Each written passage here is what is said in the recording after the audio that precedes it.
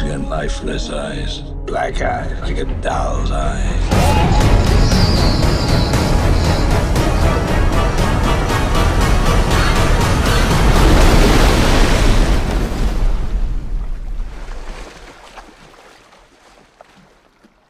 You're gonna need a bigger boat. This week on Talking About the Movies, just when you thought it was safe to go back in the water, Steven Spielberg's classic movie Jaws returns to theaters. Welcome to Talking About the Movies, and as I mentioned, today we're taking a look at the re-release of Jaws, which was re-released in the theaters this weekend because of Labor Day weekend. This weekend's also very important for the movie industry, the theater-going industry, I should say, because yesterday was National Cinema Day. Now, some of you may be asking, what was National Cinema Day? Well, I showed you in the Movie Stuff episode me going to the theater and giving you kind of an idea of what was going on. Basically, every ticket was available for $3. An IMAX screening, if you're going to Cinemark and they had the XD 3D screenings, if you were going to see any movie in 3D in general, or just any movie in general, $3 a ticket. And not only were the tickets $3, but so were the concessions. Now, I thought at first that the medium popcorn was only $3, but as you saw in the video yesterday, when I went up to the counter, the popcorn tubs, the large popcorn tubs that are usually like $7 each, they were only $4, and there was other discounts such as drinks and all that. So, depending on which theater you went to, you got all these different discounts and all that, and needless to say, it worked because there were a lot of people at the movie theater yesterday, more than usual, especially for a Labor Day weekend where really nothing really big came out. It was mostly just a re-release kind of a weekend, which, honestly, this is what they should do for Labor Day altogether. Like, don't even bother trying to release a new movie because more than likely it's not going to make as much money as the studios think they wanted to. Just do what they did this weekend. Just take a couple of movies, re-release them in the theaters, and then just let the money come in themselves, because people went to go see Spider-Man No Way Home this weekend. It was the top movie at the box office this weekend, as of right now, the day I'm recording this. And Jaws was also was a decent-sized packed audience at the screening that I went to. So really, you should just do that, and it gives people an opportunity to see these movies that they've seen on TV for the longest time on the big screen for the first time, which I've more than taken advantage of in the last couple of years. I saw Ghostbusters in theaters on Labor Day weekend about 6 years ago, and then 5 years ago, I saw Close Encounters of the Third Kind for the first time on the big screen. Yeah, just do that. Like, really, studios really need to do that more instead of trying to push a new movie out and just make whatever money they can. Just re-release movies in theaters on this weekend, because more than likely the holdovers are not going to make as much as you think they will, and like I said before, new releases more than likely aren't going to make as much money. You get that one exception like last year with Shang-Chi and the Legend of the Ten Rings, which was mostly there because they were trying to like condense everything down because of what happened with COVID. They were trying to get everything out there as quickly as they could, Disney was, because you had Black Widow in July, and then Shang-Chi in September, and then Eternals in November. So, yeah.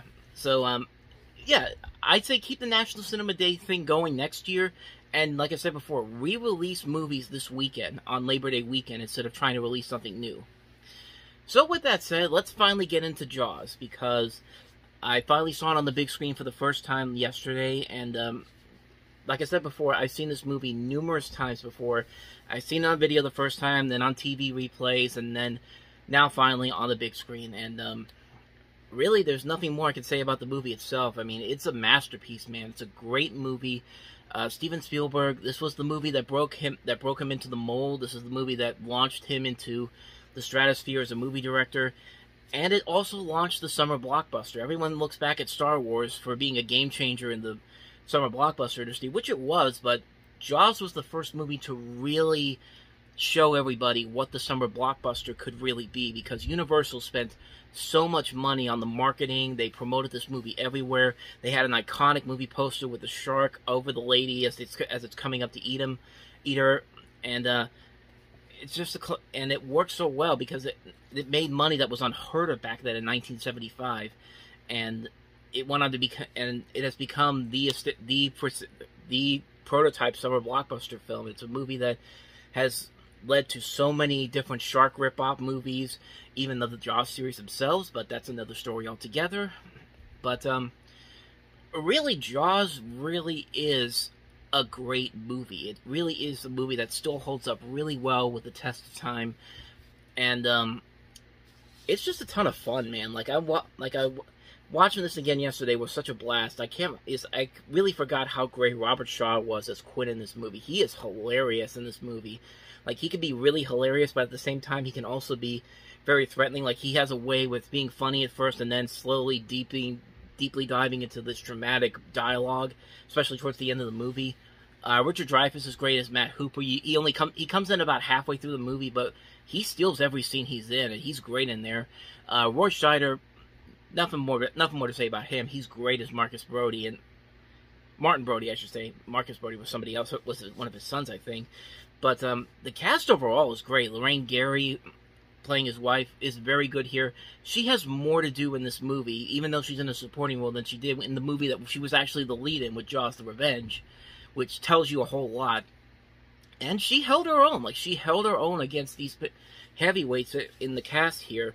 And she did have some legitimately good moments in there. Like, there's a great moment in here where Brody's looking at his sons with this boat out on the lake that they're on, and they're saying, "Hey, get back in here, get back in here." And Brody's wife is just like, just let him go. And he's going off on this like, yeah, maybe you're right, maybe I'm getting a little too hesitant. And she's looking at this book, and she sees the shark, this image of a shark biting underneath the boat, and then all of a sudden she's just like, "Did you hear what your father said? Get off the boat!" And it's just like, that's hilarious. Like, I love the way this movie combines funny moments, dramatic moments, heavy moments, and thrilling moments here. There's just so many great emotions in here in this one movie. And it helps because the movie is just shot so well. Like, there's some great shots in this movie that really not a lot of people really talk about. Like, everyone talks about, like, some of the great shots where Chief Brody is, like, throwing the fish guts into the ocean, and then all of a sudden the shark comes up with him.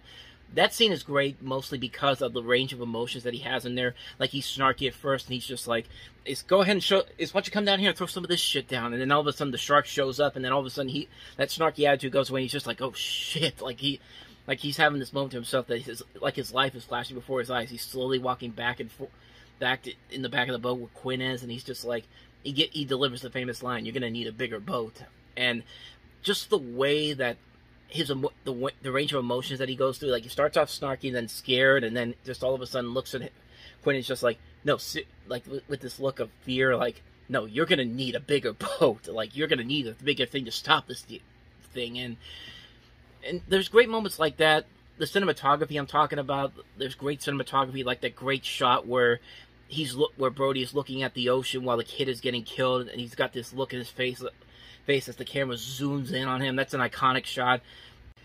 Yeah, there's some great editing in this movie. Like, there's one scene before that famous shot where you see people walking around, and then you see Brody just sitting in his chair, and slowly but surely, as people walking by, like, as soon as, like, a shadow goes by, it then quickly cuts to another scene where you get closer to him, and it just keeps going and going until you get a full-on look at his face. And editing techniques like that are really unique to me. Like, I know it's been done in movies before. I think this might have been maybe the first one to actually do something like that. I could be wrong on that, but don't quote me on that. The thrill factor in here is still amazing. Like, this movie is almost 50 years old, and there are still scenes in this movie that still scare the crap out of me. Like most people would associate, like, the opening scene where the girl is naked, and then all of a sudden she's getting attacked by the shark and being killed by it, or the scene where the kid gets killed, or even the scene I'm talking about where the shark goes gets right into Brody's face. But no, the scene that really still gets me, and it got me yesterday, and I've seen this movie so many times, is when Brody and Hooper go to Ben Gardner's boat. They see his boat out there, and they don't see him, so Hooper goes underwater. He's going through this hole, and then all of a sudden, the guy's head, his disabled head is like, his disembodied head is like sticking out, and his eyes are like bug-eyed open. I jumped yesterday when that happened. It's just like, I've seen this movie so many times. That scene still gets me on how, like, it's a great jump scare, because, like, really, you know I know it's coming. I know what's going to happen, and then all of a sudden, it's the music that does it, like the music by John Williams, which I'll get to that in a second. But when that thing comes out and the music goes like boom, and it's just like, Jesus Christ, that scared the crap out of me, and still does. It still did even yesterday. So, but yeah, like I said, John Williams' score. What do I even need to say about that? It's a great score, one of the classic scores in movie history. And the climax is great. Like, the climax is really good. Like, I love how it builds the tension up so much. Like, you're trying to, like, you almost forget everybody's ever even going to get out of this, and that some people don't get out of it, as of course Quinn doesn't get out of it. But it's very tension filled. It's tension filled. It's scary. It still works. It still works really well.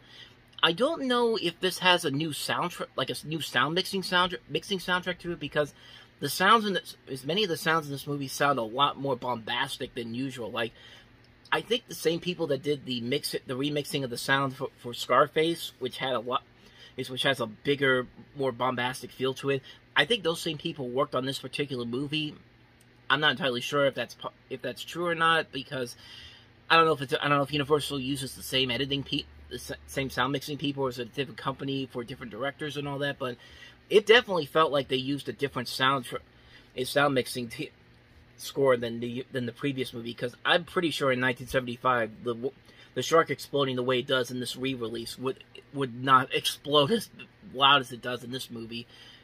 But then again, like I said before, this was probably from the original 4K HD remaster they did when this movie came out in 4K for the first time a couple years ago. So really that's probably what it is. But regardless, the mixing on this is still incredible. Like, it's amazing how this movie from 1975 still feels very modern, even though, like, there are a lot of outdated elements. Like, in the beginning, Roy Scheider's talking about how a typewriter is how this outdated technology needs to be updated a bit. And meanwhile, he's typing on a typewriter, which was common in 1975. But I don't know. That still is kind of funny to see that.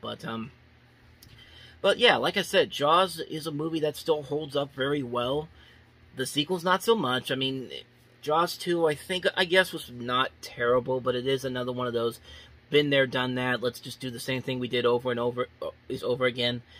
Jaws 3D was I guess it's a so bad it's good type of movie, because the 3D is so bad, the story is so bad, the effects are so terrible.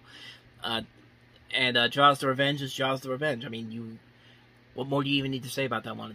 It's a terrible movie, and it makes no sense whatsoever. So, but this movie does still hold up really well. Jaws is a movie that still holds up, even almost 50 years later. It's a movie that still works because of what Steven Spielberg was able to bring to it, because of what these people brought into it. They took something that could have been another generic shark movie and actually made something tense, terrifying, and tons of fun to watch. It's a movie that still holds up all these years later, and I was very honored that I got to see it on the big screen. Next up, Jordan Peele returns to the director's chair with his third directorial effort. It's still playing this week. I don't know if it's going to be one of those things where it's like a one-week engagement thing or something. It's kind of like what happened with E.T., which I'm still bummed that I didn't get to see E.T. a couple weeks ago when it was re-released, because I really would have liked to see that one. It's one of my favorite movies of all time, and Steven Spielberg. That's probably my favorite movie of his. So, but Jaws is still a classic film. What more do I need to say about it? Jaws gets a big thumbs up from me. It's a great movie. If you haven't seen it on the big screen, definitely go out and see it in theaters, because it's definitely worth seeing on a big screen. So, thank you guys for watching, talking about the movies. And if you want to see some more videos like this, go ahead and subscribe to the channel, and also follow me on Facebook, Twitter, and Instagram for the latest updates on my videos and posts on the website. And I'll see you guys next time for another Talking About the Movies episode. So thank you for watching. I'll see you next time. And until then, as always, take care. Hey guys, thanks for checking out the video. Tell me what you think of this concept, and if I should do more of these videos. So, thanks for watching. I'll see you guys next time. And until then, take care.